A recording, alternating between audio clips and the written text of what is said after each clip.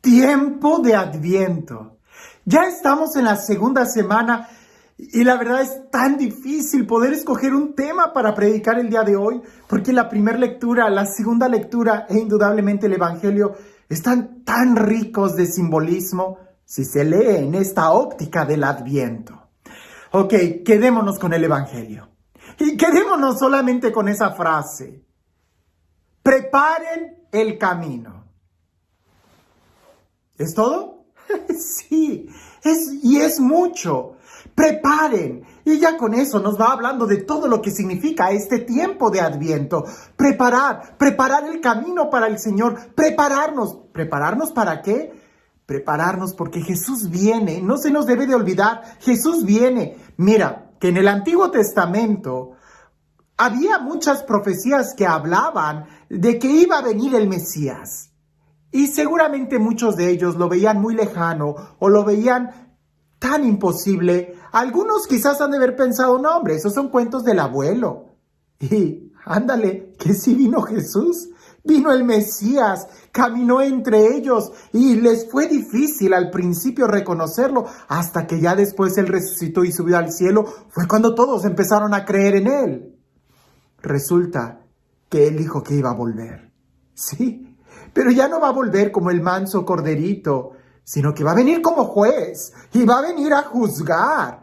Por eso hay que prepararnos, estar en vela, hay que estar vigilantes a ese momento. Y en este tiempo de Adviento es lo que nosotros le decimos al Señor: ven, Señor Jesús, no tardes, ven que te aguardamos. Por eso preparar es prepararnos para cuando Jesús venga. Eso es lo que significa la palabra Adviento, Adventus, advenimiento, el que viene. Jesús es quien viene. ¿Ya estás listo? Ahora, fíjate bien, dice, preparar el camino, enderecen sus sendas. Alguien ha de haber dicho, hay que prepararnos, sí es cierto, ya casi llega la Navidad, hay que comprar el árbol, hay que comprar los foquitos, hay que comprar la cena, hay que comprar con anticipación los postres. No. De eso no habla Juan el Bautista. Habla de preparar el corazón, habla de enderezar nuestras sendas, nuestros caminos, y esto es tan importante escuchar y volver a escucharlo en este tiempo, sobre todo en estos días que estamos viviendo, porque resulta que ya desde el Antiguo Testamento, y Juan el Bautista lo dice, preparen el camino, enderecen las sendas. Tú sabes que tu vida es un camino. Muchos poetas lo han descrito así. Caminante no hay camino, se hace camino al andar. Nosotros somos quienes forjamos el camino y nuestro destino cuando elegimos qué camino tomar o qué rumbo dirigirnos. Por eso es importante que te detengas un momento y que reflexiones hacia dónde vas, hacia dónde estás caminando. No nos vaya a suceder como aquel cuentito que ya te lo he dicho muchas veces, de Alicia en el País de las Maravillas. Y es que si esa escena en aquel entonces me impactó mucho, creo que el día de hoy hay muchas Alicias en el País de las Maravillas que están caminando sin saber ni a dónde ni por qué. ¿Recuerdas esa escena? Alicia va caminando y en eso el camino en el que ella va se divide en muchos caminos y en medio hay un árbol. Ahí se aparece ese gato de color morado que aparece y desaparece. ¿Lo recuerdas? Alicia le pregunta al gato, ¿qué camino debo de tomar? Y el gato le responde, todo depende de a dónde quieras llegar. Y ella le dice, a cualquier lugar. Y el gato le contesta, entonces toma cualquier camino. Si tú no sabes a dónde quieres llegar, no te va a importar qué camino y entonces ni siquiera te vas a preguntar de ¿a dónde vamos? Vas a seguir con la mirada abajo, en los pies, en lugar de mirar hacia dónde te estás dirigiendo. Este tiempo de Adviento nos dice, endereza el camino. Porque si bien es cierto que nosotros vamos a llegar al lugar a donde nos estemos dirigiendo, lo importante es pensar con honestidad a dónde me estoy dirigiendo en mi vida. ¿Qué rumbo es el que está tomando mi vida? ¿Qué camino es el que estoy tomando? Porque no pretendas llegar al norte si caminas al sur. Por favor, no se puede. No pretendas llegar al cielo si no estás caminando en caminos de justicia. La Madre Teresa de Calcuta decía esto: si no aprendiste a amar aquí en la tierra, no pretendas estar en el cielo, donde en el cielo vamos a amar. Al cielo llegan los que hayan decidido amar, los que hayan aprendido a amar. Y lo mismo nosotros pudiéramos parafrasear diciendo: ser felices, ser libres, vivir en el amor, vivir en la justicia. Porque muchas veces pensamos que nos van a mandar al cielo o al infierno, y no es tanto que te vayan a mandar al cielo o al infierno. Más bien pareciese que el juicio es que te van a abrir la puerta para que entres. La puerta del cielo, la puerta del infierno, porque ambos están muy lejos y depende cuál es el rumbo de tu vida. En este tiempo de Adviento es oportuno que recordemos esas frases, o más que recordar esas frases, que pensemos en ellas. Antiguamente se pedía que repitiéramos mucho: juicio, infierno y gloria, ten cristiano en tu memoria.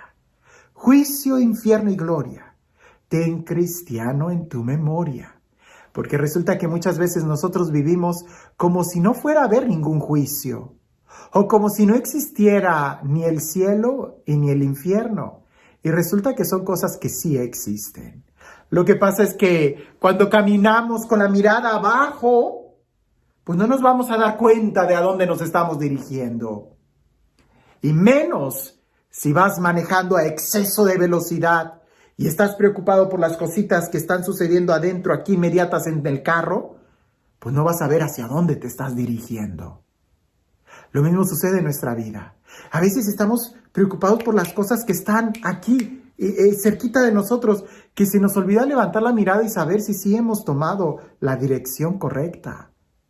Preparen el camino. Endereza las sendas, revisa muy bien hacia dónde estás yendo. Una vez alguien me preguntó: Padre, ¿por qué ustedes, los sacerdotes católicos, casi nunca o nunca predican del infierno? Y yo le dije: ¿cómo no? Yo sí predico del infierno. El infierno existe, pero no es para dar miedo, sino para que lo veamos dentro del plan de Dios.